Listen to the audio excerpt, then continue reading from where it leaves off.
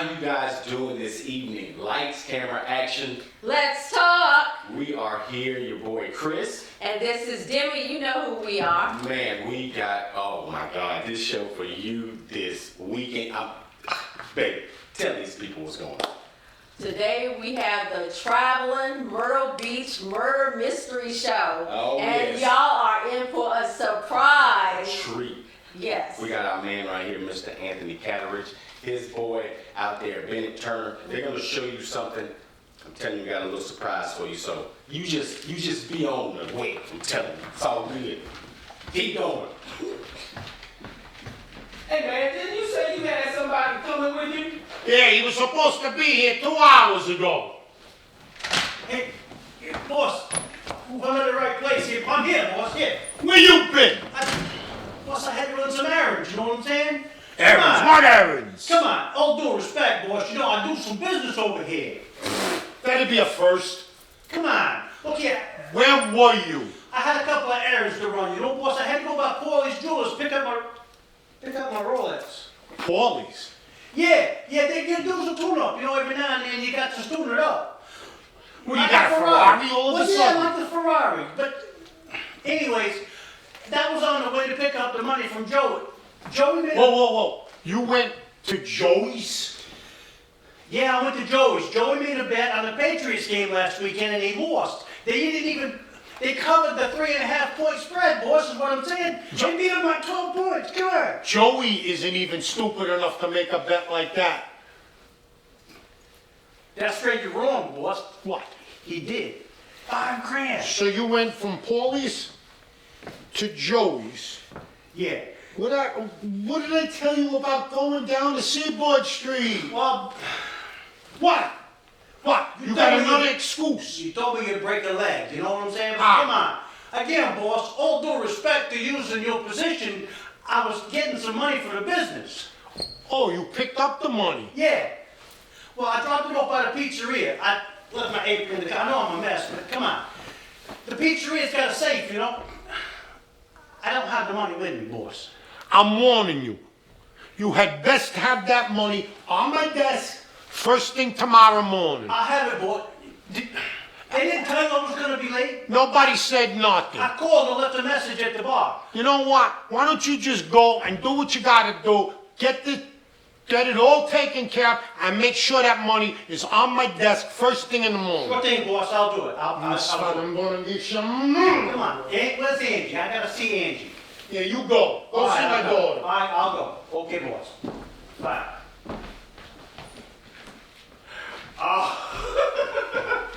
Awesome. It never fails with this guy, you know? Did y'all love that or what? Oh my God. Oh my God. That was so That's awesome. a piece of what we do with the show at nights. We have it, it's a whole mob family, and he plays my son-in-law. The nice, well-mannered son-in-law. You know what I'm saying? I can tell. Yeah, we can tell. So, as we said, Mr. Kateridge and Mr. BennettTurner. Yes. Yes, sir. Now, I know you. Oh, I yeah. know you. We go back. Yeah, we go way back. Yeah, we met each other years ago in this acting world. Yeah. At the IMTA, the International Model and Talent Association. No, I'm not not a model. But no, we did, and we hooked up pretty friendly there. Helped Yeah. each other out a few times, Yeah. running through lines, working on stuff in between as we were preparing to go into our auditions and whatnot. And we just hit it off, and we've stayed connected since. We have. That was what, 2017, right? Yeah. It's been a while. Yeah, so we've been talking. Yeah. And then we put this show together in Myrtle Beach after I left New York when we went to Myrtle Beach. Well, actually, we did it in New York. Okay. See, I wrote the show like 15 or 18 years ago. Then we did it for a while there. I did it in Memphis when I was in Memphis for a few years. And then about 3 years ago, 3 years ago. I hooked up with Bennett and a couple of local Myrtle Beach actors and actresses, and we've been doing the show there for the last 3 years. Roger Yeah. that. Wow. Where did you get the idea of coming up with this show? I'm Italian. I just had to listen to my family talk. I mean, come on. Seriously. I mean, it's like anybody else will tell you. You know, you walk in and into a Sunday dinner at Nona's house, and you sit there, and half of the conversations we have, and what I had written out as the premise to the show, were things that I saw growing up in Brooklyn, for the most part. People you know, you see, you hear. And it's like any other movie from The Godfather to Goodfellas or anything else. They're all based on, even the Bronx Tale. Right. Oh. They're all things that they grew up seeing and hearing. Right. And Right. look, I mean, I lived in that neighborhood, you know. Right. That is so awesome. So did you have this idea in your head like before the IMTA? Yeah, IMTA we did in 17. I actually had this written out prior to it. Didn't actually start performing it until after it. Made some connections locally through the Tower Talent acting classes in school. Some of the actors and whatnot that brought us to IMTA. And then from there, that was it. And then fast forward to Myrtle Beach, Bennett is a close friend of the guy who plays our detective. Okay. And he brought Bennett in. But you know, I'm from the Bronx too, you know? Right. So we just hit it off. I love it. Actually, no, I'm an Horry County native. Roger that. That's so awesome. How did you get into this world of acting? Way back when, in 1979, Okay. at a high school talent show in Myrtle Beach, I played the unknown comic. Okay. I still remember some of the jokes. You don't want to hear them now because they're so corny. Was it almost like Andrew Dice Clay type? Well, it's like, you know, the lunch line was a little long the other day. It's because one of the cooks backed into the meat grinder and got a little behind in her lunches. Or it's like to one of the cheerleaders who was not very well endowed, just, Demora, I see, I got a joke that'll knock you flat. Oh, you've already heard it. So, Yeah, we how used to to start say, him off. I got gonged. But I guess that was kind of the beginning of the seed that I got you. I enjoyed it. You're right.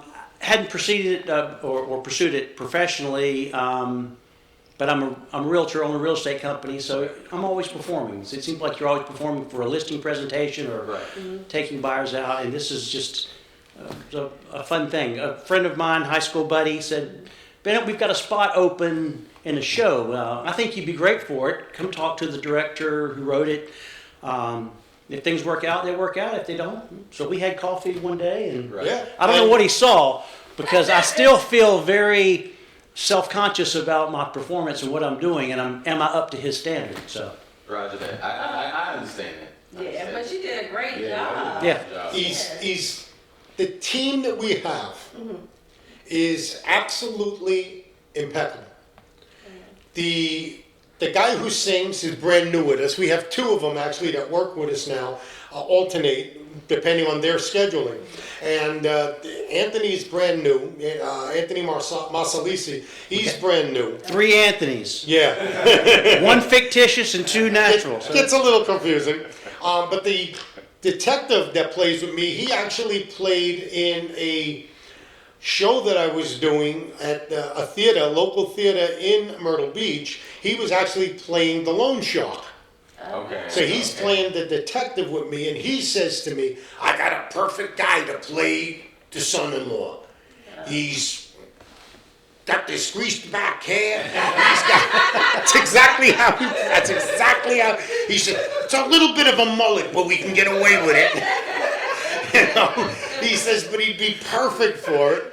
And we have a young lady who plays my daughter, which is his wife. And like I said, the singer, which is Anthony. And then we also have Brian O'Connor, who's also alternates with Anthony, depending on their schedules. And he can't sing. Right. And that's the whole joke behind it, because the Godfather doesn't know this. He just knows that this clown tells him, the guy sings all day long. It's all there at the pizzeria. He's in the back, you know? It sounds good coming from the back. So, everybody in the show has a reason to kill everybody else. That is so awesome. And that's how we keep the premise going. Some nights I'll walk up to Bennett and go, you're dying and she's killing you. Right. And then walk away. Right. So now, the reveal at the end, when they reveal who the murderer is and what the motive is, changes every single day. That is so awesome. Because with the 5 members of the cast, every member has a reason to kill every other member, including the cop.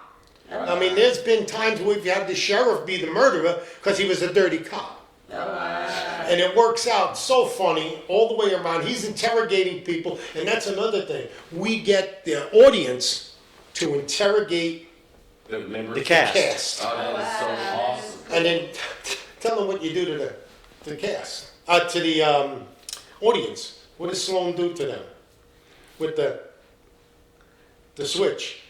Oh, well, we have an audience member. Usually we'll check with the venue to see if they have someone in particular, one of their guests that they know really well that may be a good mark. I got you. And we accuse one of the audience members as being the killer. So if it's someone being blown up, we'll stash a switch there under their table.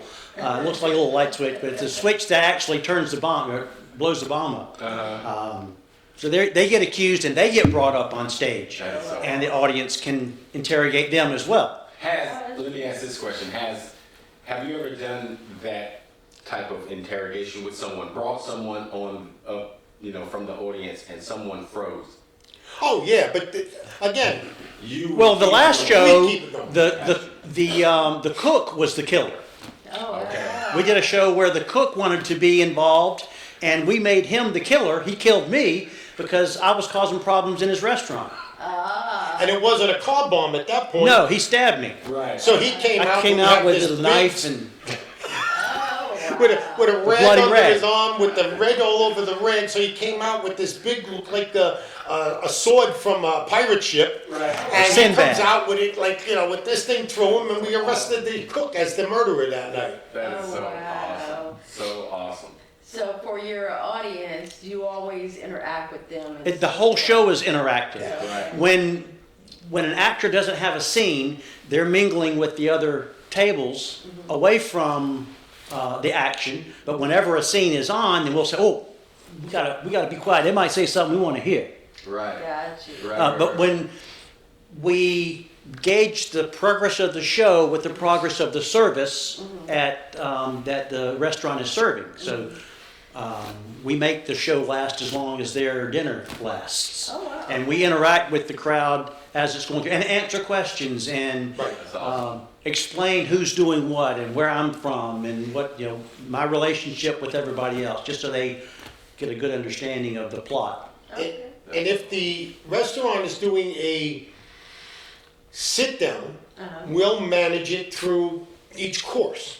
Like the Gotcha. salads will come out and sit down, and the girl who plays, like, it's her first time maitre d', that's my daughter, and she'll make the announcement, oh, the bathrooms are here, and this is there, and the emergency exit's here, and she finishes that. They finish their salad when they bring the main, meal out, everything's going on, and then somewhere between that point and the end of quote-unquote dinner, Right. the murder happens. Right. If they're doing a buffet, we'll then bring the tables up one at a time. And again, our whole premise is that it's my joint.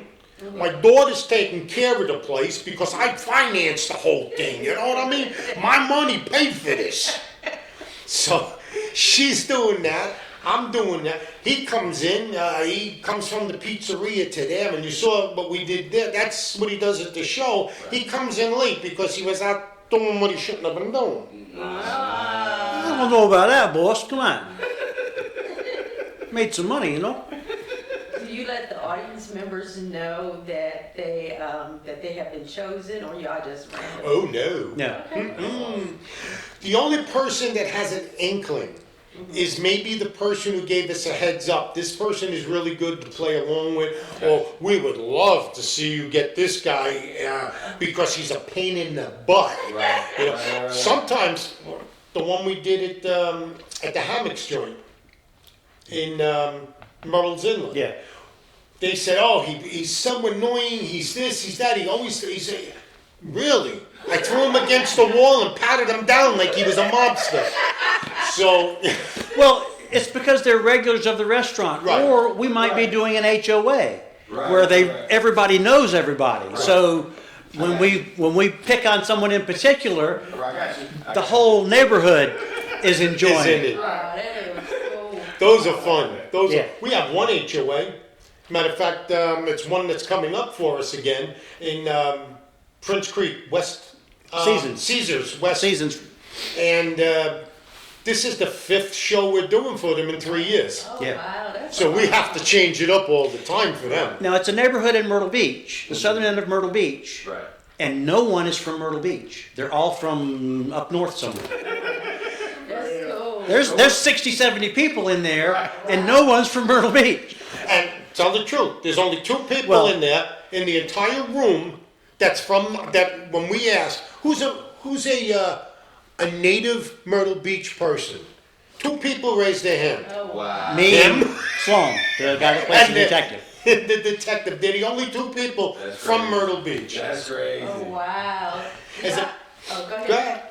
Do you ever travel to different places besides Myrtle Beach? Yes, well, we just did a show in Ocean Isle, North Carolina, Oh, wow. Oh, wow. at a nice restaurant there, a nice Volte's. beachside, the La Volte restaurant in Ocean Isle Beach. Is there, I guess, a distance that you will travel? We were That you will not travel? we were engaged in negotiations with in Chicago, Right. Oh, wow. Yeah. so- We'll make travel. or Charlotte, or wherever. I mean, yeah, we could. Yeah, we're actually speaking to somebody in Charleston now, which is two hours from us. Yeah, That we're working on a deal to go over there. That somebody who runs the ghost tour over there hooked us up with somebody who he does one of his stops in one of the restaurants.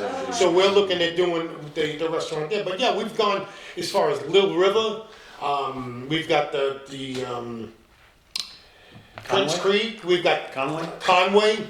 Okay. So we're traveling. You know, right now we're within the hour radius. and we really have multiple different shows that we can do with the mob theme, but we also have another plot where it's a redneck moonshine theme. Oh, wow. And that one, I play the boss of the family. I'm Sheriff. And he's the Rufus sheriff. A. Hayes. So, but they're very similar characters. With the cast has switched characters Right, I got you. in the moonshine theme. And since I'm the patriarch of the family now, I come out with a Mountain Dew hat, NASCAR, and overalls, and I'm dressed up for the occasion. You know, so with the little dip and the Mountain Dew bottle. You know.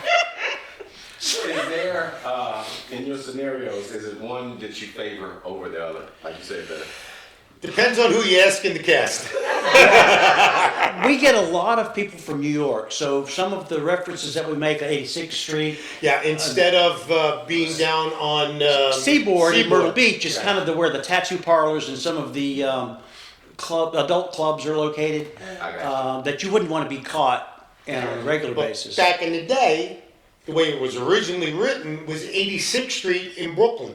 Because 86th Street, not the same connotation, but the mobsters of the 60s, 70s, they would bring their girlfriends to 86th Street, but not their wives. See, in Italians, they would bring their gomaras, you know, over there, as opposed to the girlfriends. So the girlfriend, as opposed to the wives, excuse me, the wives would never see 86th Street. So when I say to him, you better not be on 86th Street, it's because he's married to my daughter, and if he's on 86th Street, he's doing my daughter dirty. Right. Have you been on I gotta have a translate.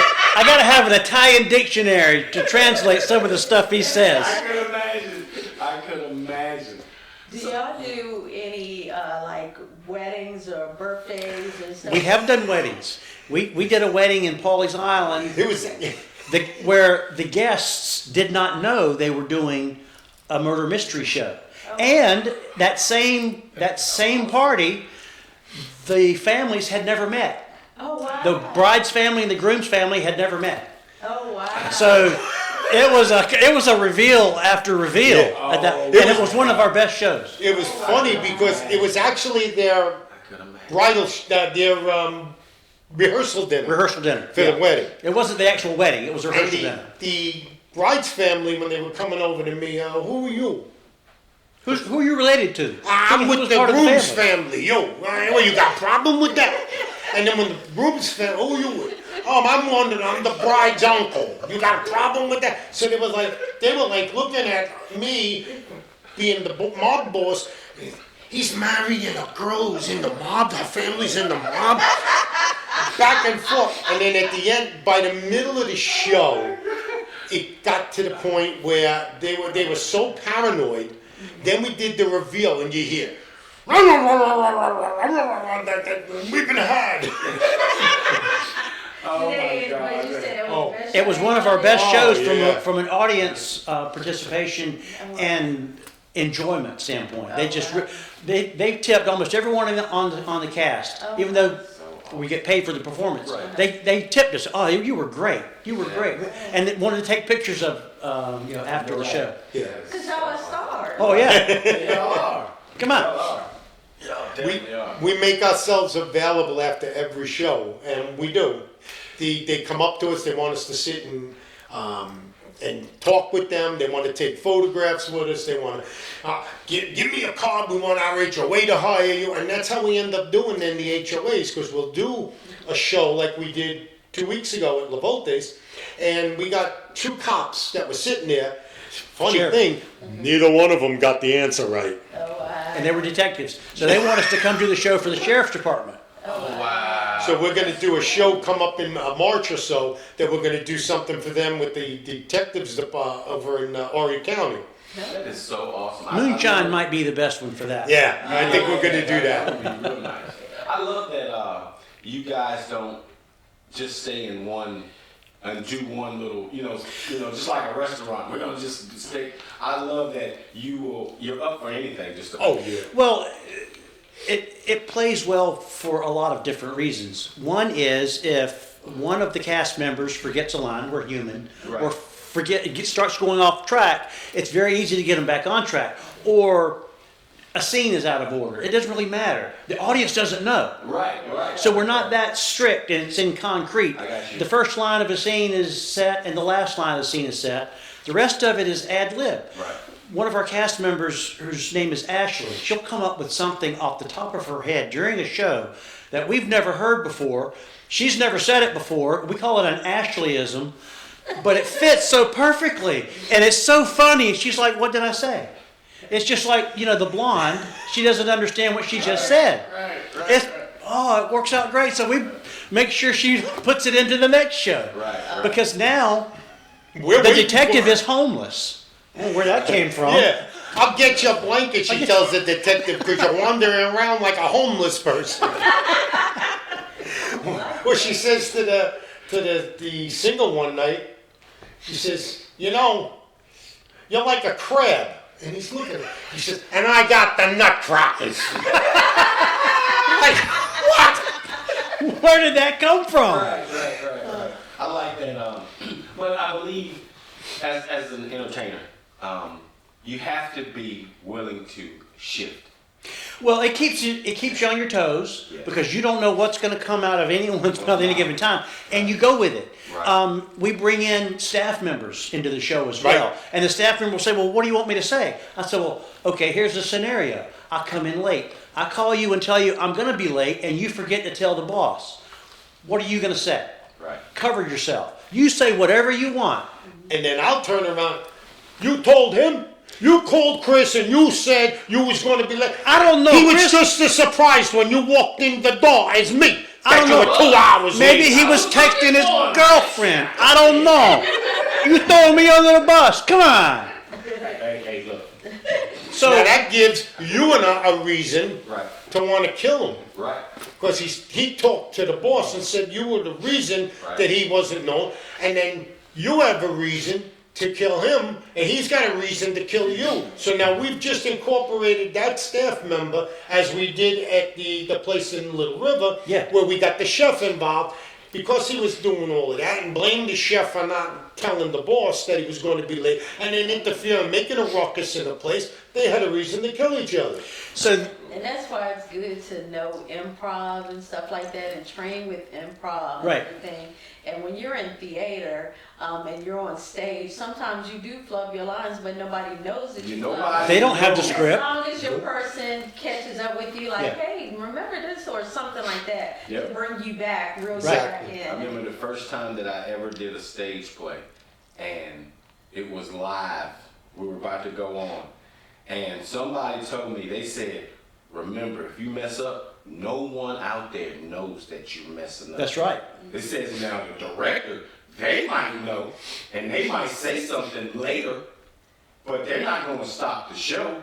You have the power and the control to keep this show going. Right. What you gonna do?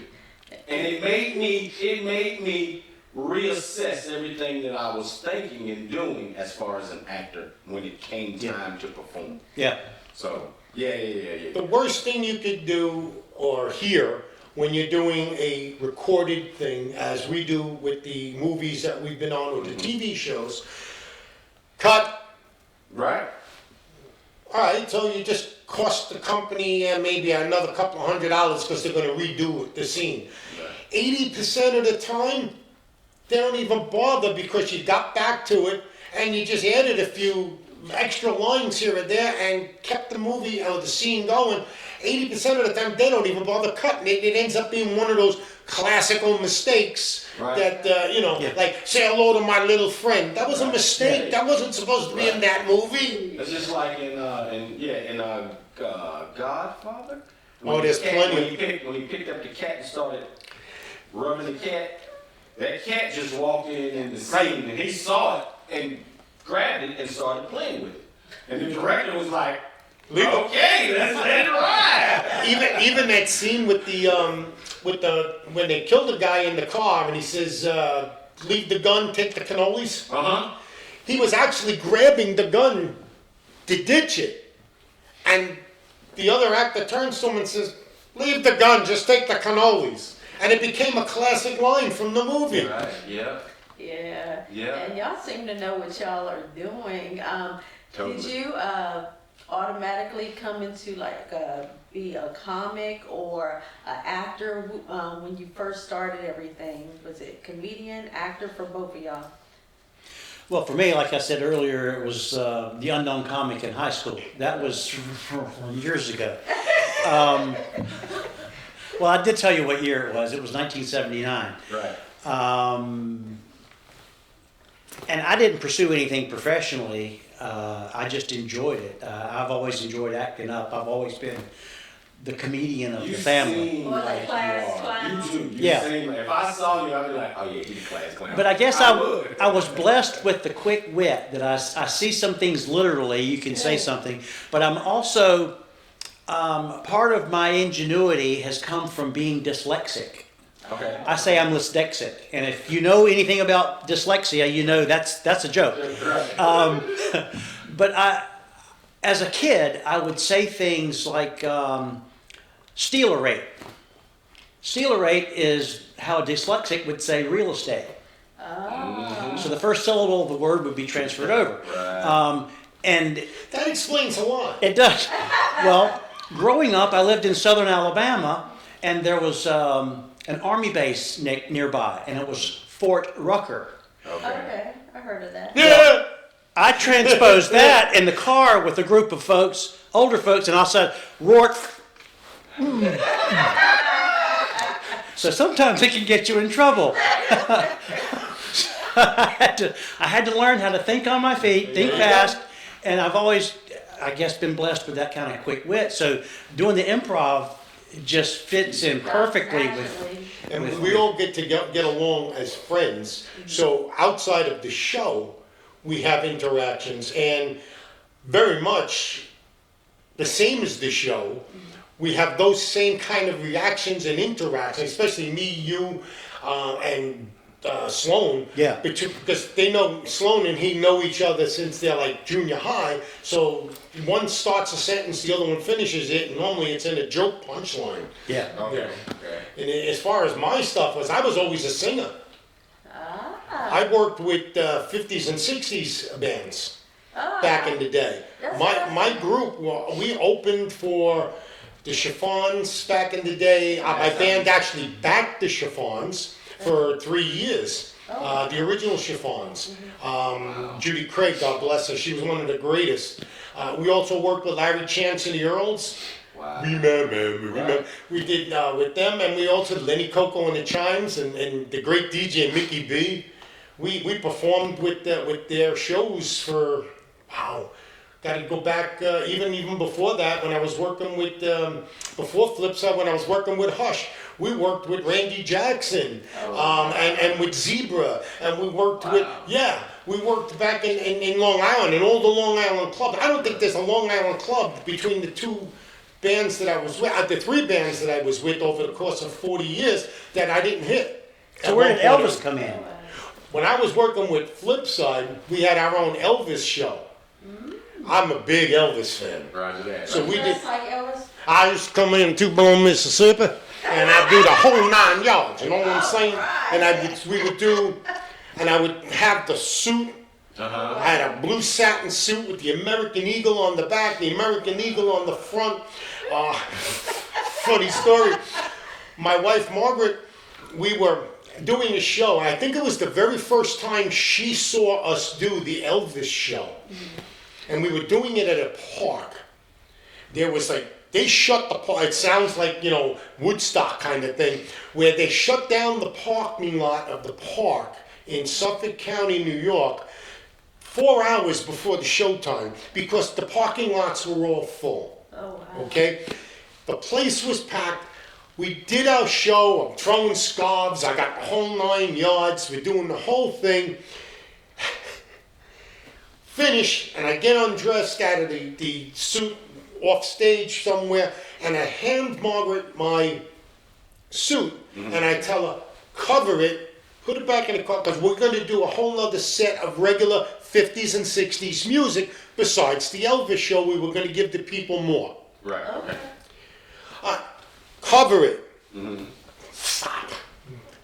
She walks out with the cape over. People were walking over to her and trying to take the sequins off. Oh, it's Elvis's cape. It's Elvis's cape. Wow. What a blast. Oh, wow. We did that show for I want to say 10 years. Oh, 8 years doing the Elvis, besides doing the regular 50s and Right. 60s. And like I said, working with Lenny Coco, working with Larry Chance, God bless them, their souls. They were such gentlemen. They treated us as if we were one of them. Oh, wow. That is so awesome. Unbelievable. And at So the time, y'all were. And then Margaret talked me into auditioning for IMTA, for Tower Talent, which I went to IMTA with. And we went. They liked me over at Tower Talent. They asked us to go to IMTA. I went to IMTA, and out of the 5 categories that I was in, I took first place in 2 of them. The cold read and my cold read and monologue, and then took 3rd place in second runner-up, 3rd place in Actor of the Year that year. Roger that. You sure did. So it was like a blessing. Roger that. So you've always been an entertainer. Ever since you was born. Always. That's awesome. So you always knew. See, I believe I always knew that I wanted to do something in entertainment. I believe that I was always scared to show the world who I was when I was younger, for whatever reasons. And it wasn't until I got into my 40s that I met her, and she says, why don't you do what you do for me? Show everybody else you can do it. No. But the more that I heard that, and the more that you understand who you are. We understand who we are as people. You know what I'm saying? Yeah. You understand what you can do. You know what I'm saying? And I thought, well, You have an idea. I know for me, I do. I had an idea, but I still am in awe sometimes of watching Anthony or watching how he interacts with a show. And I'm like, Yes. I don't know that I'm up to this standard. You are. And- You up to your standard, you up to Absolutely the is. standard God gave you, and he's up to his standards. So Right. you must be doing a wonderful job 3 years straight, right? Must be. Exactly. There you are. My big philosophy, even when I was working with the bands, my thought process has always been put myself in as the lowest level of the group that I'm in. I want to be able to know that I can rely on everybody else. So whether they believe it or not, and I said this to Ashley, the very first job she worked with us on, Oh, but she wasn't a level 10 improv. she was involved in a company that was a teaching, a school kind of thing, that was telling her that she was a level 1 improv. Okay. And I looked at that night, the very first show we did, and I said to her, don't let anybody ever tell you you're only at a level 1. Amen. I said, you're working in this show, you're at level 20, at least. Amen. They were only going 1 to 5, and I told her she was a level 20. I should be the weakest link in the group. I feel If it. I could feel that way, and I used to say that with my band too, if I'm the weakest link, then there's nothing this group can't do. Right. I feel you. And that's how I feel with these guys. They are, without a doubt. We had a guy, his very first show with us was only 2 weeks ago. Yeah. And we went and see him the other night do stand-up at the Comedy Cabana. Oh, wow. He's a stand-up comedian. Wow. So I know he can handle the crowd. Right. That is so. But even he was skeptical about his performance in the first show that he was involved in. Yeah. I don't know about my blocking. Where should I be? Who should I be seeing? What should I be doing when I'm not on scene? Right. Just be yourself and just Right. interact and just. That's it. And he did a great job, even though he was Absolutely. always self-conscious about his performance. Kind of, I guess, same way I was. The first few times that he did, how was it, boss? How was it? Shut up and just go. And that's with me with doing auditions and stuff at times. He'd be like, babe, did you just see what you just did? You are amazing. Yeah. Da da da da. Yeah. Why do you do this? Why do you Yeah. self-doubt sometimes? Yeah, And sometimes it do come into your head, but sometimes you gotta Yeah. take it away too. And with his encouragement, I'm getting better at it. There you go. Yeah. It's the one thing that people are gonna see in your performance is how confident you are before they see the performance. They're gonna, because when I'm recording somebody and I'm behind action, I see you. I don't see the character, I don't see your words, I see what you're doing, what the person is doing. If they're moving timidly, oh, they ain't ready for this. They're scared. How they're walking. You know what I'm saying? It's a whole bunch of things in it.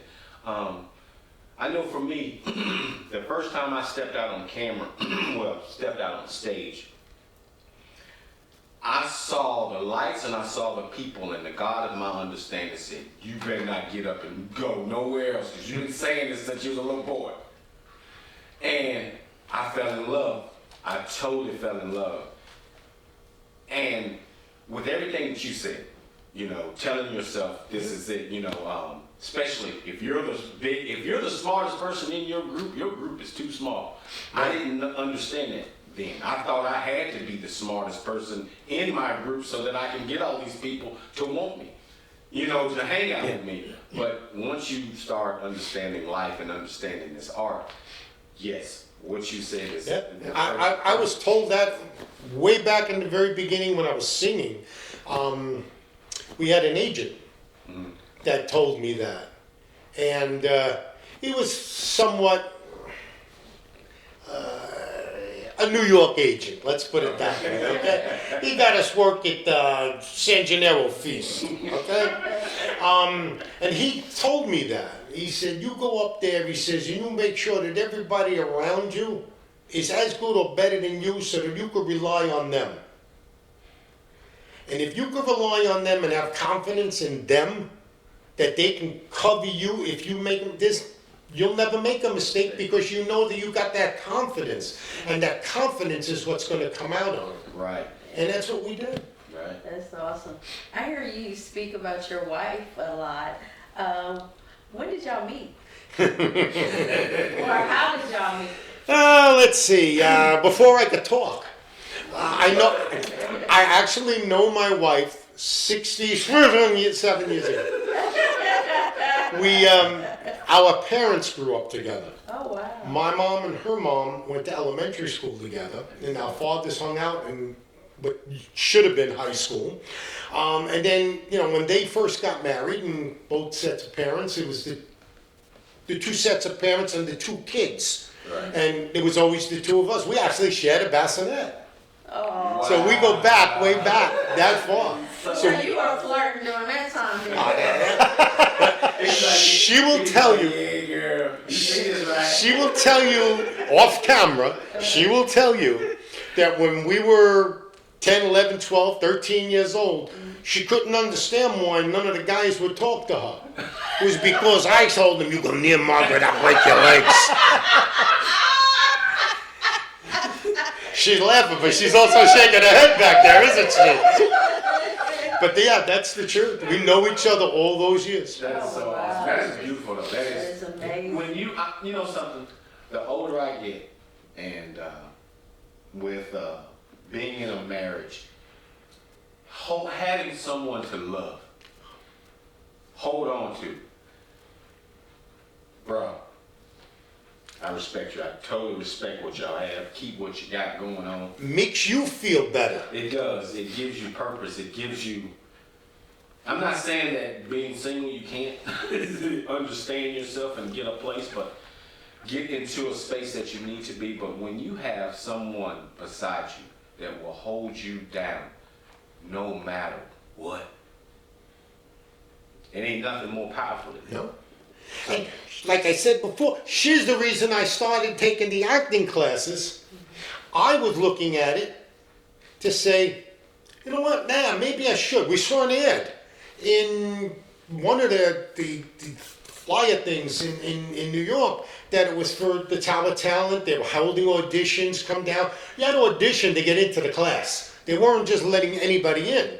Right. So I says, if I get in, it'd help me with my stage presentation with the band.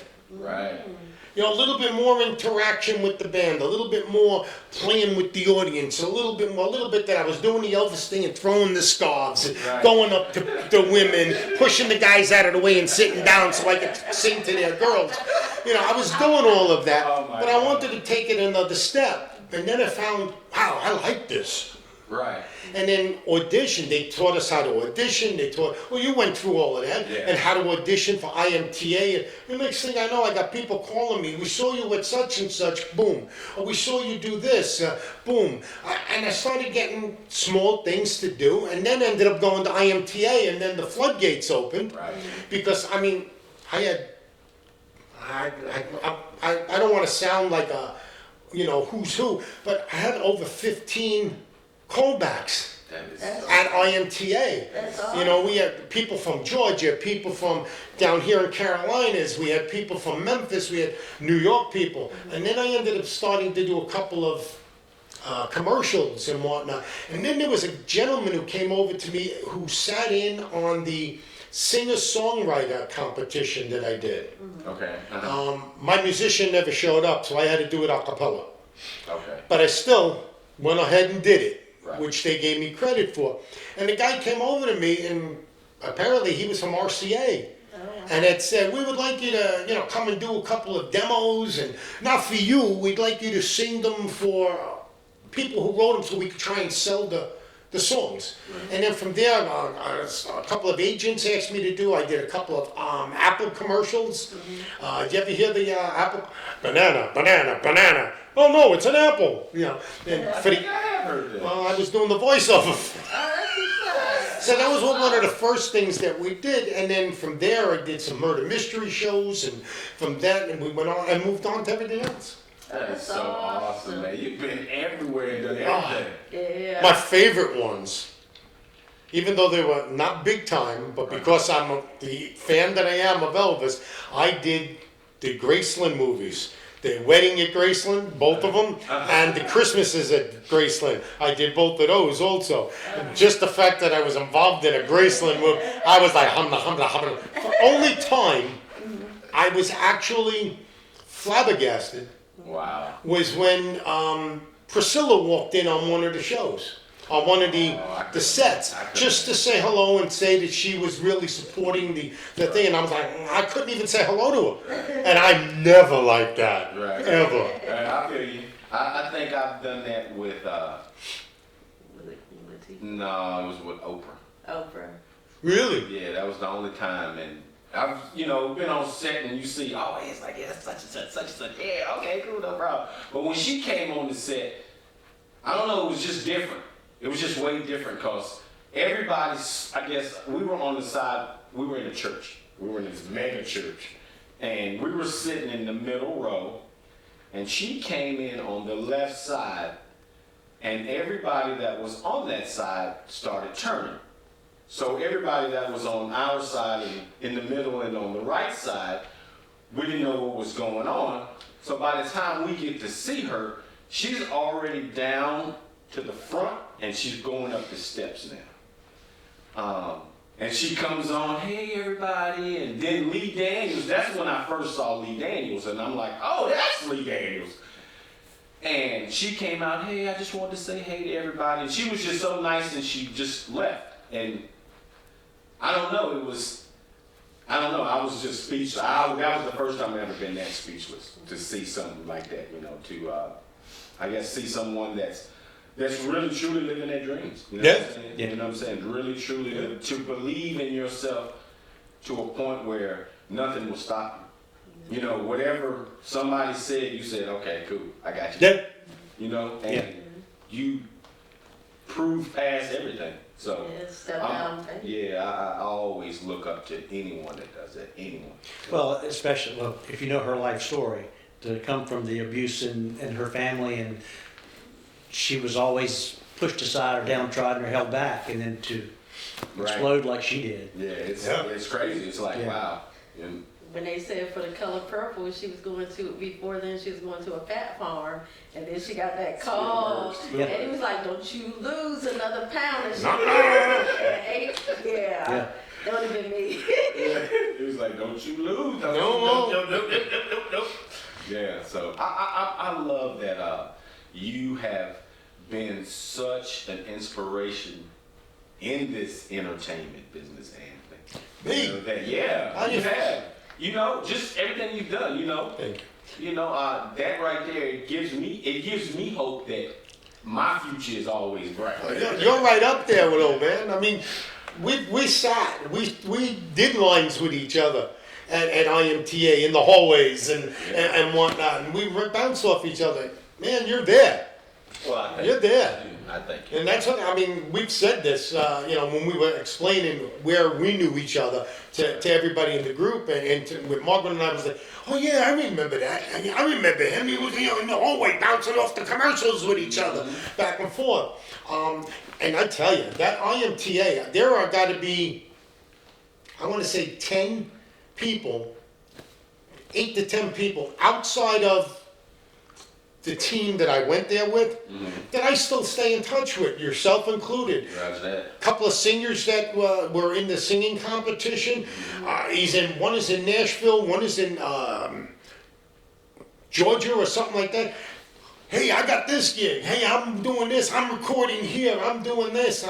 We stayed, back and forth with each other. It's become such a network. Right. From the IMTA. Anybody, and I say this, anybody who gets an opportunity to do that should definitely do it. Yeah, I believe you should do it right, though. I believe that you should do it right. Totally, because some agencies aren't out for your best interest. You know what I'm saying? No. They're just looking for $1. So, I just say, just do your homework. But it's a beautiful, if anybody says, because there's plenty of competitions that are going to rob you, and that's all they want is money. The IMTA is a legitimate institution. and it's two. It happens twice, once in New York and once in LA. And it's the only really spot where you can have around 300 to 500 agents, directors, talent, casting directors, all in one spot at one time looking at you. What you gonna do? You know what I'm saying? And it can be overwhelming at times if you're that type of person. You know what I'm saying? Get overwhelmed that, oh my God, there's like 6 other people in front of me. Oh, how they saying their lines like this. Oh my God, you can blow yourself right there. How'd you feel the first time you stood in front of the board with all the numbers saying whose number was up next? Or whose number got a call I'm back? just nervous. I ain't gonna lie to you. I'm nervous, but it's. Have you ever heard that saying, fear disappears the moment you take action? Mm-hmm. Once I was scared as I don't know what. Oh God, I'm number whatever. But as soon as I stepped, when it was my turn, I didn't know it was gone. I didn't have any fear. I had a little bit of doubt, but it wasn't no fear. It was like, okay, cool, let's do whatever we gonna do, we gonna do it. I don't know how it's gonna turn out, but I swear to God, I'm gonna do something. Used to do the same thing with the bands. Right. Opening note, first song. And then hit that first note, the rest of the night was it. Okay, right. You know, and I always made sure when we started, we used to open up dry. So I would hit the opening note dry, I got you. straight out. We didn't do like an orchestration to come in. We always opened up 99%, because we were an oldies band, we'd opened up with This Magic Moment. Okay. But we did it Jay and the Americans way, where he just does the This Magic Moment. That's it. Right. Once you hit that note, Right. there's nothing going on. Everything else is, yeah. Everything else, and that was the note. I hit it. Yeah. But when we do our show, and the singer goes off because he was like horrible and whatnot. The girl who plays the daughter comes over to me. Dad, you guys do something. Sing. Oh, ladies and gentlemen, my father is going to sing. Now she's announcing that I'm going to sing. And put you on the spot. Right. So we look at each other. In order for me to do it, I start doing Cara Mia, Okay. Jay and the Americans. Uh-huh. Cara Mia, mine. And everybody stops and looks like, oh my God, he's actually going to sing that song. Right. But we used to do that with the bands also back in the day. That was the type of stuff. We did everything from the Jay and the Americans to the Grateful Dead. You know, everything in between. We had guys that were, you know, a specialty in each of the categories. Right. So my guitar player would sing the Grateful Dead. I would do the Elvis, the Tom Jones, the Drifters, Coasters, Dupree stuff. We had another guy who did some of the Rolling Stone stuff. So we had all of that. And we do the same thing now with the acting. You hit that first opening line, after that, forget about it. Right. Yeah, forget That's about it. awesome. So Bennett, are you married? Yes, I am. How many years and how did you meet your wife? Gosh, when I was in high school, college, I worked for a local beer distributor in Myrtle Beach during the summer times. And actually, my wife was dating another one of the drivers, so I knew of her then. At one of the stops that I had, there was a cute little girl that worked in the retail shop, and she was friends with my wife Monica. So I knew her again at that interaction, and then it wasn't until I guess 6 or 7 years later we started dating. And we've been married. We got married in 1998. Make sure you're right. Wow. That's a long time. 1998. That's beautiful though. We have 3 boys. Oh, wow. Yep, the youngest is 24. Oh, wow. Okay. That's awesome. That is awesome. We have Yep. kids too. We have 6. We're a blended family. Yeah. Yep. Well, my wife had a boy when we got married. He was 7 years old, but he's mine. Right. They're same. Same. And he's 36, 37. And my boys are, I have one that's an RN, a nurse, Okay. works in the emergency room at Grand Strand Hospital Uh-huh. and loves it. And I have my youngest is in IT, cybersecurity. Oh, That's what wow. our son is. Yeah. In the Air Force. Yep. That's, So that is so blessed with a cool. great family. That is awesome. Yeah, we've been married, it'll be 9 years, but we've been together for 14 years Wow. coming up soon. Well, it took my wife 7 years to convince me that I was the right one. So we She's still dated for not 7. sure. She's still not. Well, yeah, there's still some concern. Jury's still out. Very still. Trust me, I feel you on that one. Now, your boy is in the Air Force? He's in the Air Force. He's in Grand Forks. God bless him. Yeah, Yeah. Grand Forks. Yeah, he just went. Thank him for his service. Right. Really? I'll let Now, you were in the service too, weren't We you? both were. That's Oh, what I well, thank thought, you. yeah. Yeah, both Air Force. I remember that. Air Force, where? I was stationed. I was in Italy, Korea, New Mexico, and My- Shaw Air My stepfather was, my mother was in civil service at Shaw. She was base commander secretary Okay. at Shaw Air Force Base and also in Myrtle Beach. When? Yes. It was a long time ago. Yeah. It was in the 60s, let's just say that. Be nice. I was born in Myrtle Beach in 61, and my mother was working for base commander at Myrtle Beach Air Force Base. And my father's job moved, so we moved to Sumter, South Carolina, at Shaw Air Force Base.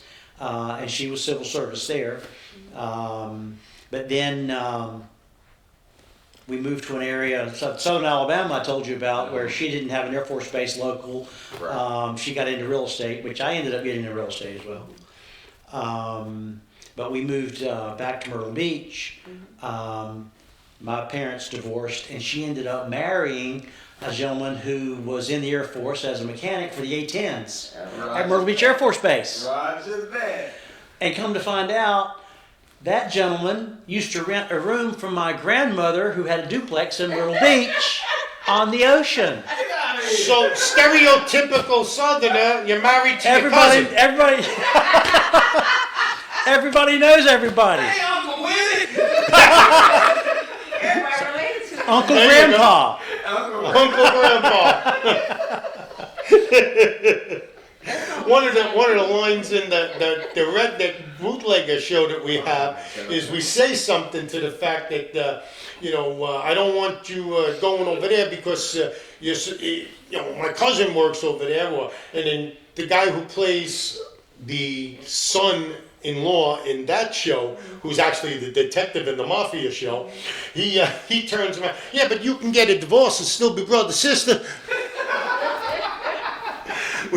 And we do a lot of that type of jokes in the bootlegger show, but we also do the same kind of jokes with the Italian jokes back and forth, being, all the Italian jokes and all the stereotypical innuendos with that too. Like when you go and say you're collecting money, where's my vig? Right here. It's interesting how family and your experiences with family mingle into and merge into your acting and in the show, because it's what you know, Right. but yet it's familiar and it works. Yeah, it totally works. Yeah, I believe that given those circumstances, it's the perfect, I guess you say, learning aid or teaching aid. Yeah. You know what I'm saying? It's great. I think sometimes in acting, especially when you go and being taught by professional coaches, and everyone has this level, and it's like, oh my God, and it's so intense. But in the end, every one of them wants you to be organic under these false pretenses. That's it. Yeah. That is it. It ain't. Somebody's gonna tell you I need you to breathe a little bit different than I'm gonna get you to breathe a little It's bit. like an oxymoron. Right. Things that shouldn't go together, but you need to be organic, but you need to be original. Right. But yet you've got to be acting. You're playing a role. Right. Well, what's the saying that I have all the time? be yourself when you're doing the show. Be yourself and own the character. Right. That's all you got to do. Right. Know who the character is. Right. Own it. Now, it's easy for me to do the Mafia Mob Boss one because it was, like you said, you grew up seeing and hearing. I mean, my normal speech pattern is really not, oh, hey, yo, how are you? You know, it's not, but yet, growing up, that's all I ever heard. Right. So You it's know? easy to grab you, right? Right, and with the hillbilly one and the bootlegger one, I don't normally talk like a hillbilly, but I'll actually use it. You know, and just own it. One of the first shows we did, in fact, it was, I think, the first show that we did. I'm, like I've said before, I was very self-conscious. Was I going to be up to par? And I'm doing this Brooklyn accent, you know. I don't know. I'm from Horry County, South Carolina, Horry County. At the end of the show, someone came up and says, "Where are you from?" I said, "From Horry County." He said, "No, man, you're from the Bronx. You're from Brooklyn." I said, "No." He said, "Man, your accent is point. It's on." That's awesome. Dang, you know, just It made you feel good. pretty huh? good. Right. Yeah, big head. Right. He's been unstoppable since. Nothing wrong with it. Nothing I wrong can with see it. it. Nothing wrong with it. You know, and there's nothing wrong with hearing and accepting flowers from people. Yeah, Nothing wrong with it. Nothing wrong with it. You know what I'm saying? Because in that moment, you did something that they truly believed. we connected, and there was the appreciation for the performance, Yes. which makes you feel good that you did a Right. good job. And you shouldn't. And that should be our confirmation. And whenever we have doubt, whenever we have fear, whenever we have questions of, are we doing this right? Am I doing this right? All you have to do is just remember those words. Yeah, If you remember those words, your life will go, it'll tell you, you understand who you are in this thing and understand that I need to be the smallest in it. I'm the smallest in it, everybody else is doing their part, whoo, this show's gonna be marvelous. yeah.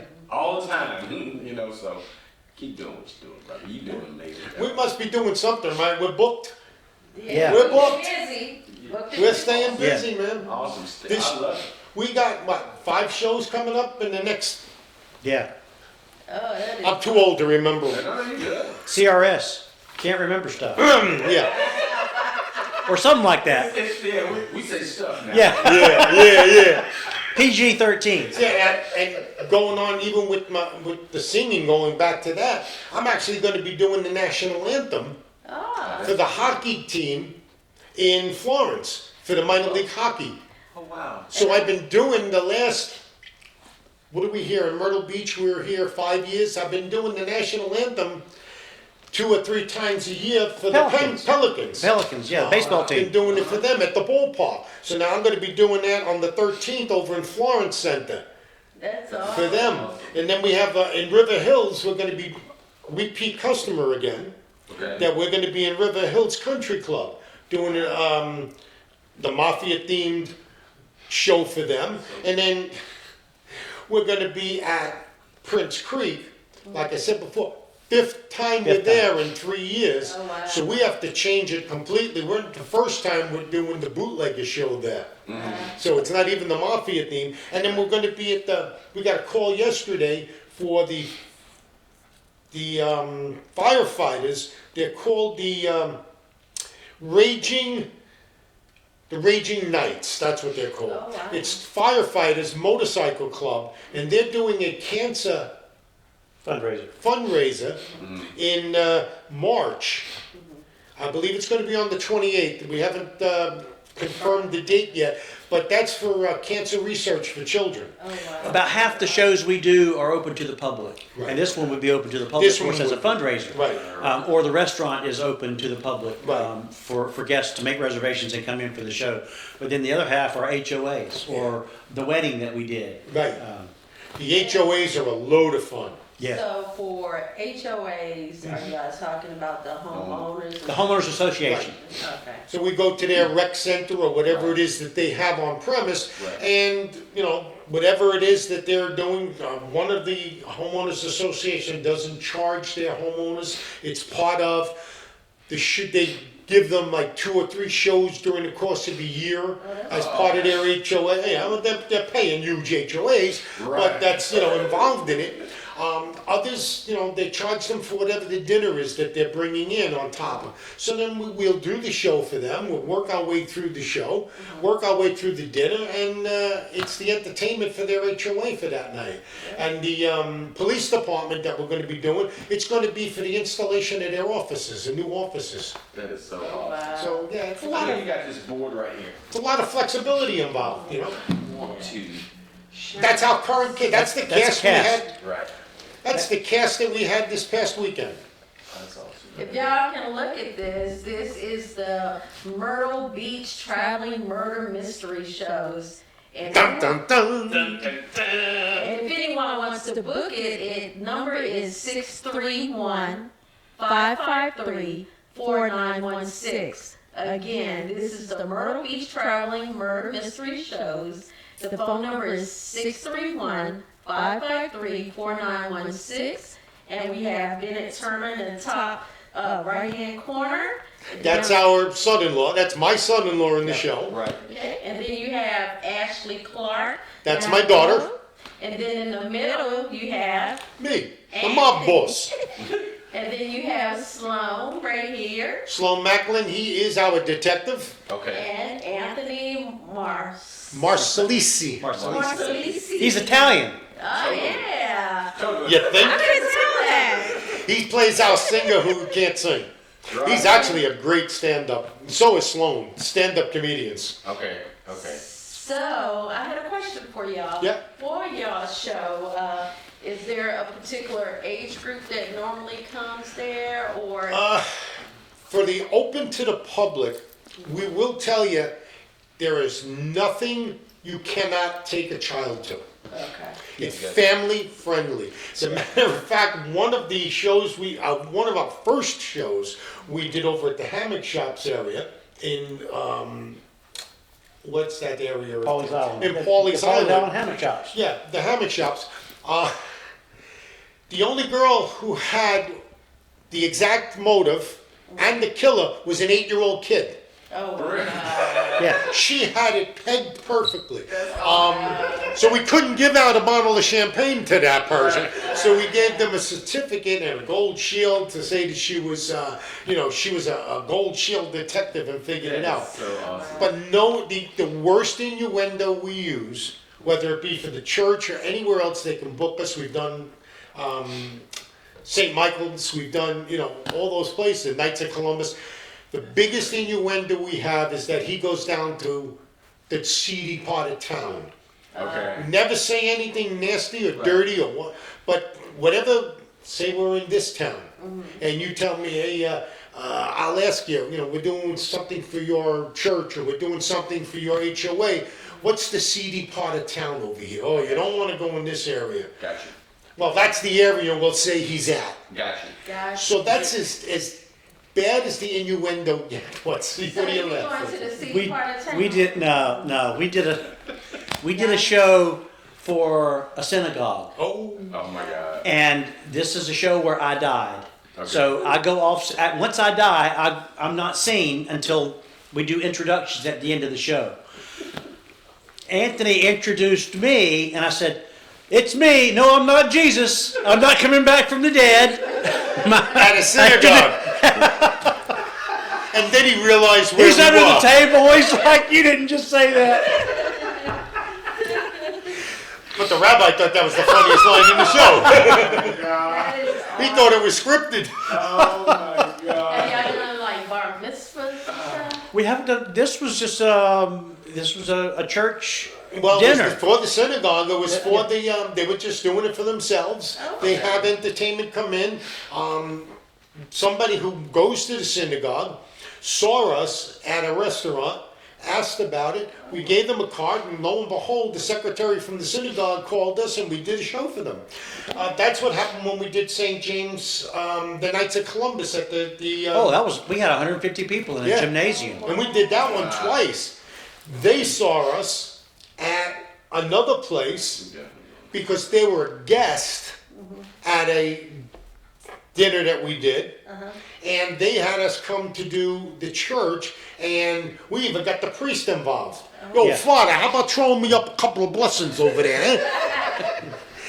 And he played right along with it. We set him up as the murderer. That's the kid. We planted the deacon of the church, we planted the weapon on him. Is there any venue that you have done that, or they asked you to do, that was like, oh my God, are we okay? Really doing this? Yeah. Not that we've been asked to do and done, but to be perfectly honest with you, we've been to a place that they asked us to come and talk to them. I won't mention the place, Gotcha. but I got as far, now my wife Margaret comes with me to do the sale. Gotcha. You know, when we do we got into the parking lot, we looked at the place, and we turned around, got back in the car and left. If I won't bring my wife into a place, I got you. I got you. I got you. if you're not bringing your wife, I got you. I got you. why would you want me to bring mine? You know, that's how I'm looking at it. Oh, wow. And I'm not gonna put my girls, Right. you know, in the mix of something if I don't like, you know, hold on, I'm gonna go in there. Uncomfortable. I got Yeah, I you. can understand Trust me, I that. got you. But there's a little bit of organization that has to be involved in it as well, Oh, yeah. so that we can make sure they can accommodate the show, Right. that it's going to be a success for them, Right. but yet worth our while to do the show. Right. 99.9% of the time, it works out Right. perfectly. Yeah, We've one got of- some concerns, like if they only can seat 20 people, it's not going to be worth it for them to sell 20 tickets to a show to Yeah, get and us we to come tell in. them that. Look, Right. it's gonna cost you X amount of dollars Right. for a show. If you're not gonna make that money back Don't do it. doubled, I got you. whatever your cost is, you gotta serve dinner. You gotta, you know, have the show. If you can't make money in your pocket and you're only gonna break even, don't do the show because it's not worth it for you. Right. Unless, like, we did a senior center, and it was just Yeah. entertainment for the I residents. got you. I got you. Yeah. Right. Then it's just a bonus for How them. was that one? Now, I bet you that was cool. That was a lot of fun. We got a lot of interaction there. We got a lot of, again, it was a repeat customer. It was Right. someone who had seen the show and whose mother lived in the senior center. This would be great for the guests of the senior center, the residents. Aw, So I we- bet they had. During one of their dinner shows or during one of their dinners, we did a show. Be honest now. That's the first place you went home with numbers. Come on. No, You're come on. laughing. I had a 96-year-old woman say to me, you know, you'd be great for my great-granddaughter. You single? It's like, Come on, boss. I only get those numbers for the cooking classes we do at the yeah, I'll give you pizzeria. cooking classes. Come on, Tuesdays, it's Thirsty Thursday and 2 for 1 Tuesday. Yeah, 2 for 1, huh? yeah, 2 for 1. Yeah, 2 for 1. So what days do y'all actually do this? Is it Any day. weekdays? Those days that end in Y tend to be good for us. That's awesome. Yeah, for the most part, I love that. yeah, for the most part, that really is a true saying for us. We've got Sunday shows. If somebody can't make it because it's they go to churches and they can't do it on a Sunday, we have an alternate person that can do it. Now they're a 5-man team. Okay. Well, 6 with the sound person who won't let me introduce her, but that's okay. But we have 5 people on set. But we have 7 people involved in the show. Okay. So if someone can't make it, boom, we grab the secondary person to come in and hit that show. Now, they also can play each other's parts. Okay. And have. I've played the detective, I've played the boss. I haven't played the wife for obvious reasons. Well, You can just put Yeah. on a wig and a little bit, you know. yeah. Typecasting. But no, yeah, last year, 2 years ago now, I was in the hospital. You couldn't make it. I played the detective, and we killed the son-in-law. He was found in the Waccamaw River, stabbed to death. Never So- made it on scene. Never so made we it on shot set. one. Yeah, got you. Are there any other scenarios that y'all are coming up with? My mind is always working. Okay. Scripts. We've got the redneck script, which is based on a bootlegger theme. Right. Tends to be those parts of society that are frowned upon, that may not be completely above board with the law, like the mafia or rednecks, but try to make it local enough where there's some relationship there, people can understand it. Like if you're from Conway, when you get divorced, you're still brother and sister. Now, in New York, Yeah. In New York, we did have a scenario because at the time I was working with bands. That it was a band show, group of musicians coming from all different bands. Okay. Now we haven't done that here because we don't have a band involved in it. But in that scenario, it was a group of band members got together for a charity show, and money went missing at the charity.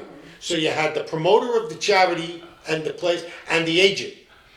One of them got killed. Yeah, because the agent was always stealing, or the promoter was skimming off the top, and so it worked in that scenario. But we haven't been able to work that here because we're all actors in this one, and nobody was actually a musician here.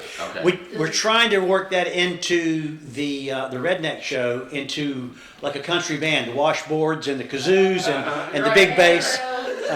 We actually did start out doing it. We have the washboard set up now. I have the Scene from Deliverance. The washboard. the washboard with the fingertip things. And You said that, and funny story. We're driving down 17A coming from Myrtle Beach, and Anthony says, "Gosh, it's like I hear dueling banjos." Not 2 minutes later, Deliverance Drive. right there. Y'all didn't turn out. Yeah. I said, no, we ain't making no turns. So maybe we'll have banjos in the next show. I don't know. Do all the Italian New York scenes that y'all do? Do people always get killed in them? Well, it's always a murder that they're solving. The only thing that'll change is how the murder is done. Now we know in one place that we played, there are a lot of people with PTSD. There was a couple of people who actually had the service dogs and the whole bit. So we didn't have the bomb and the explosion go off out of respect for them. So that one we did, a very quiet one where the guy came in with the stabbing and I can't die here, I died there last week, and then die over here and then go back. Or we have one where there's a poisoning of a drink, and we've got a drink, it's got poison written on it. So it's quieter and they're less involved as far as the PTA. So we do ask that kind of a question. If there's a situation. A lot of places that do stuff like this, they don't ask those questions, and then you can trigger somebody. Right. So that's why we bring it up. That's awesome. Yeah. Is there a situation? Is there this? Is there that? Are there going to be a lot of kids there? Right. Or in some cases, a lot of veterans. Like Seasons, they have a veterans wall. They literally have pictures of people that are members of the HOA that are veterans. So we don't do the bomb. So we don't do the bomb there. So what range of prices do your murder mystery show? If you want to No, we'll work within people's pocketbooks. Gotcha. The least expensive, and again, depending on where we're going to be, who it's for, like for the charity and stuff like that, we did something completely different for the charity. Because we're not going to take money out of the pockets of kids with cancer, so to speak. But for the HOAs, the general price is $700. And for the country clubs, which are now charging $100 a plate to go into, we'll charge $800 to them. Yeah. We do a longer show too. Yeah. It ends up being a much longer show. Yeah, I mean, the country club, it's a 5-course meal, so you're not talking about I can understand a that. 2-hour show anymore, you're talking about a 4-hour show. Right. Yeah. But we try to keep it within the range that most people can afford to make money. I got you. And how long does your show last for, from the least to the longest? Okay, we tell people 6 o'clock, you open the doors. And I say that in this way for a reason. 15 minutes before the doors open, the singer, the detective, and the girl who's playing the maitre d' are working the crowd as they're walking in the door. Okay? So now, the minute these guys all get to the show and the PA system is set up, you're on. So as they're meeting and greeting people, walking in the door, they're in character. Yeah. So the minute you walk in the door, you're in character, and hints are being dropped all along. It's typically a 3-hour show, Right. at minimum, for the cast. Right. Now, for the guests, it may be 2.5 hours that they think is the show time. Right, But right, right. the show actually starts before the doors open. It also depends how much the audience is going to interrogate. Right. Now, like you mentioned earlier, the temple. It was almost an hour's worth of interrogation. Wow. Yeah. They had questions about your childhood. They had questions about, were you sleeping with the woman over on table 10? And they start asking questions like that. We'll just go along with it. Right. We had a table at the last show that thought a guest at another table was part of the show. Oh, yeah. And we had to convince them that she wasn't. And they didn't believe us. Oh, wow. So it depends. I mean, and how much they get involved makes it even better for us, because we then start to have even more fun. Right. You know? But it's usually a 2.5 hour Right. average. That's awesome. And then after the show, we make ourselves available. Anybody who wants to come up and take pictures, anybody who wants us to come and talk to them at the tables, we'll go up to every single table. Every person feels like we've totally interacted with them. That's so awesome. That is awesome. I love that interaction, that y'all get involved with the audience and the audience gets involved with you. I really like that. That makes the show better Yeah. for us. For us. For us as a cast, because we can then bring them in and it can change the direction of the plot. Right. Yeah. Totally. You know Yeah. we're coming down to y'all shows. Oh, yeah. Oh, you make sure you tell me ahead of time you got a table. Yeah, right. Yeah. Just let us know the dates or whatever, if we available and we can come and we'll be like, oh, babe, or whatever. Yeah. We'll just do it, and we'll even bring our daughter with us. Yeah, on Facebook, I always have it posted. Okay. You can either look under my name, AnothyKateridge, Senior, or you can go to the Myrtle Beach Traveling Murder Mystery Shows and plug it in that way. And I think at one point it may still come up as, because we did make the change. When I was in New York, the original name of the page was the Tony K. Okay. Murder Mystery, being me. But we changed it, so sometimes when you not Google it, but when you Facebook, either one, it'll come up. Gotcha. Yeah, but we put it in, and we've got all the dates are all listed there, and it'll say if it's an open to the public date, it'll be there saying that you know it's an open to the. But you don't have to worry about that. You tell me you want to call come for to reservation. We're at an HOA. I got a table for you. Yeah. I'm telling you, we coming. I want to see this, because Yeah. that what we just said, what we saw, I love it. So I'm stoked about this. Well, you might be part of the show. Yeah, they are. Saying, I'm just saying. He said, excuse my language, but he had attention whore, so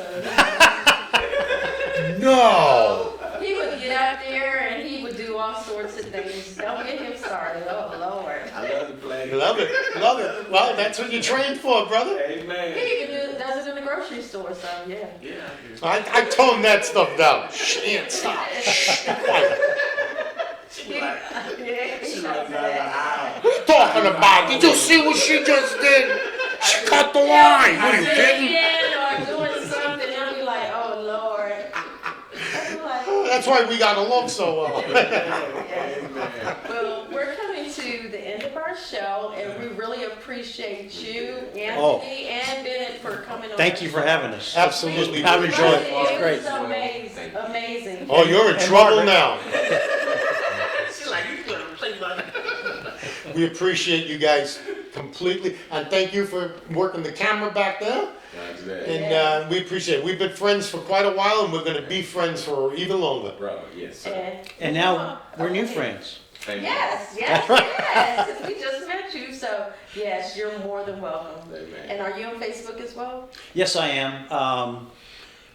A couple of different ways through my real estate company, the real estate company of Myrtle Beach, which is located in Myrtle Beach.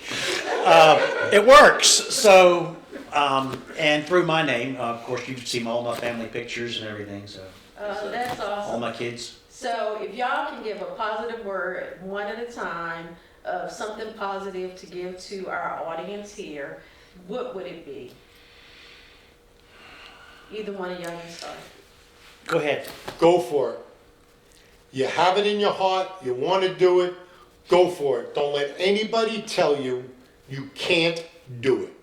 Simple as that. You don't know if you can or you can't unless you try and go out and do it.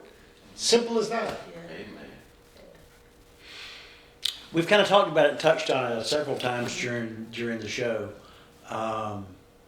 Be yourself. There was a guy going back, he was an insurance salesman. The name escapes me. But his saying was, all you can do is all you can do, but all you can do is enough. Amen. That Amen. is amazing. So be yourself, trust in yourself, like you said, put yourself out there, and because you've been blessed with a gift, Amen. and it's a shame if you don't share it, Amen. and it's a crime if you don't share it. Yeah. If you have some insecurities about what you're doing, then work on overcoming those because other people don't see it. Amen. That is true. Yes. I'm more critical of myself, I think, than anybody, and I'm very hard on myself. So like Anthony said, the first 3 or 4 shows. So what did I do wrong? Can you give me some feedback? Great. I can't tell you anything.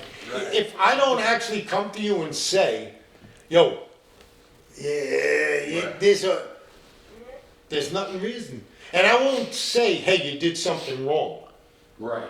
You know, look, you've been trained, I've been trained, we've been trained the right way.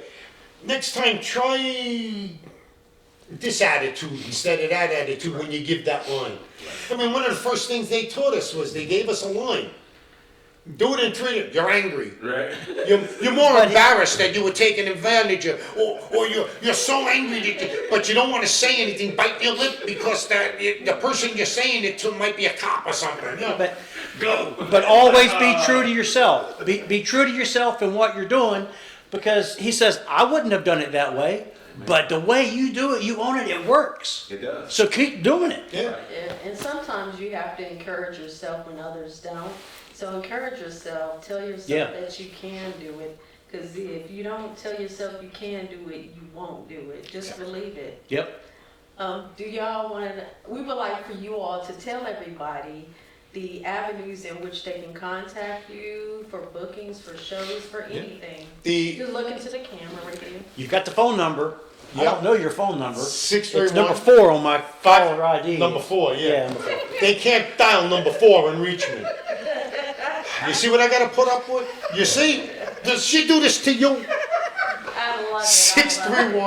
631-553-4916 is my direct line. And then there's also Anthony.Kateridge, Kateridge @yahoo.com. Either way, you give a call, you tell us that you saw us here, and we'll take good care of you. There you go. Awesome. Simple as that. That is so awesome. We thank you again for coming. Thank you for having us. Appreciate it. This is Lights, Camera, Action. Let's Talk. Your boy Chris. And this is your girl Jimmy. You know how we do it. We thank you for joining us. This breathtaking array of talent here. We thank them for coming out and just showing and just visiting with us today, man. Y'all a breath of fresh air. We thank you. We enjoy it. You guys have a great weekend. We out. And y'all better come to today's show. You better. Yay! Beautiful.